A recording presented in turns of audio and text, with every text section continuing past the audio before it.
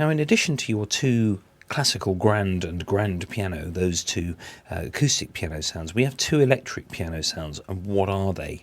Where have you heard them before? Well, I'm going to start with Wurli down here, which is a sound that was used by Ray Charles on What I'd Say.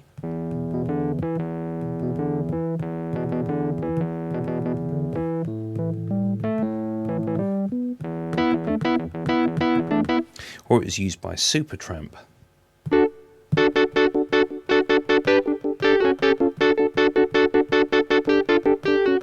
But most famously, on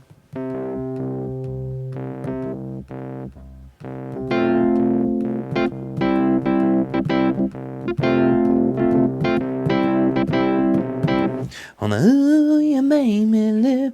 So it's a really nice thing to have here, because actually you can get these sounds of yesteryear really quite faithfully here. Now we've got a load of controls here.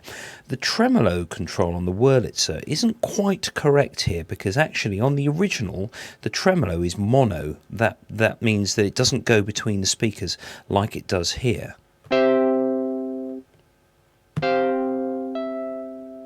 It's actually something that you can do in the effects. If I go into the plugins and select another effect, go to tremolo, and then switch the stereo phasing down to 0, which means it's mono now.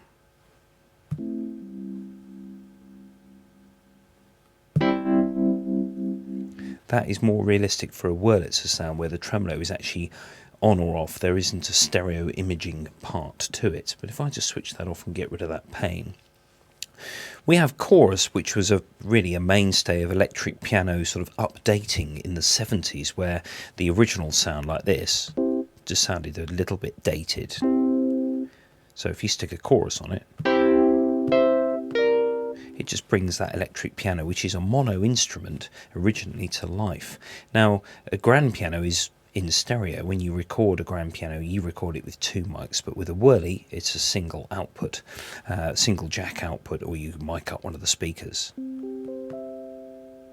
Now, there's something here called decay as well, which is literally it's kind of a damper, really. So if I take the decay all the way down,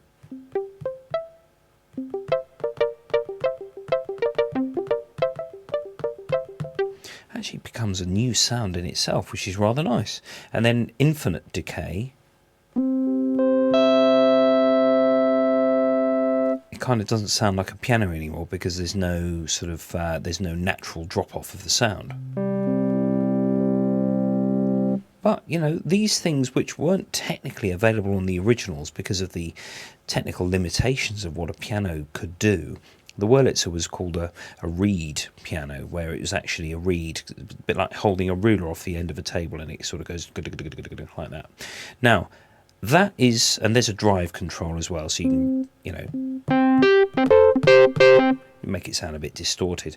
Now, thinking about the ruler off the table analogy, that applies to the other electric piano sound, which is simply called electric piano here, because they can't call it a Fender Rhodes, which is what it's modelled after. So this is quite a similar sound to the Wurli. Lots of people get them confused, but it's more sinusoidal. There's not sort of a rasping sound that the Wurli has. It's more music boxy. If I take the chorus away.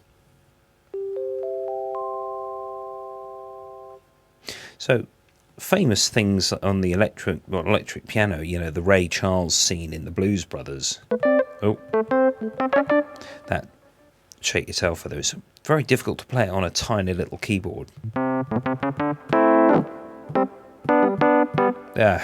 Can't play it on this. It's a wide-ranging riff, but there are so many other sort of Rhodes sounds, you know.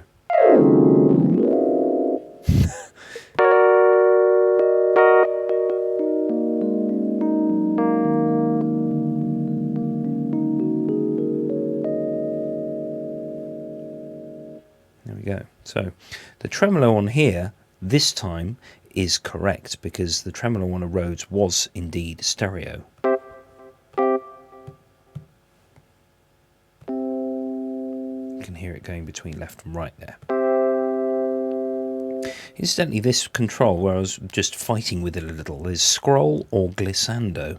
So glissando means that you can actually just go up and down the keyboard and play the keys, whereas scroll means that you can drag the keyboard to a new octave. And if you're really clever with this, you can play a scale that just keeps going up and up and up.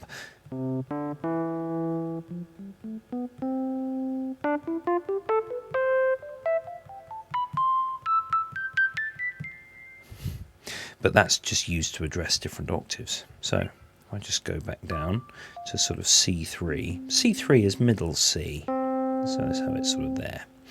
Now, you have chorus on the Rhodes as well. If I just take the tremolo off all the way.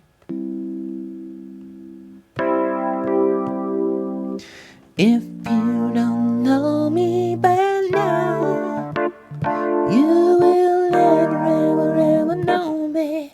No, you won't. All of a fight, etc. So, decay and bell, what do they do? Well, decay works in a similar way to the Wurlitzer, where you've got that sort of initial drop-off. There is actually an echo on this keyboard, which I'm just going to take off the echo and the reverb so you can hear the keyboard a little bit better.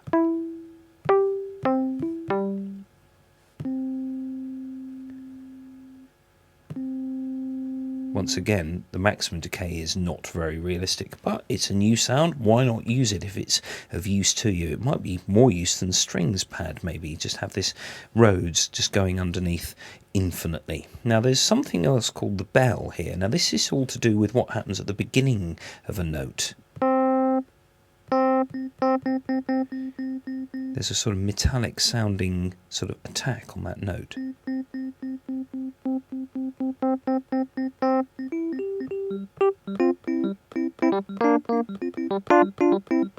Now that actually was a feature of the original, where you could set them up to be more harsh or more gentle. It involved adjusting the height of the pickup with respect to the tine, or rather adjusting the height of the tine, which is like a fork. Remember the ruler analogy, moving next to a pickup, and it would just go like that next to a pickup and generate the sound. And you could adjust the pickup to adjust the bell sound at the beginning. So it's actually a very welcome addition here. You can set your Rhodes up to sound, you know, a bit like a Herbie Hancock Rhodes, or you can make it sound quite sort of gentle and sort of quite sort of dreamlike.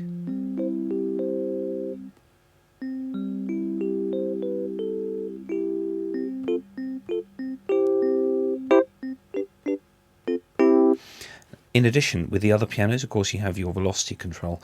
Rather erroneously, you have a pitch wheel here, which is obviously not a feature of the original, given it was a hammered piano instrument. I don't think I'd ever use that, really. A Rhodes is kind of, although you can play with the decay to make it infinite, it's really, pitch bend is kind of off limits with Rhodes, really. So there are all the sounds. I've demonstrated all of these in other videos, so feel free to click and subscribe if you like, and I'll be making more videos about other things, including the Alchemy synth.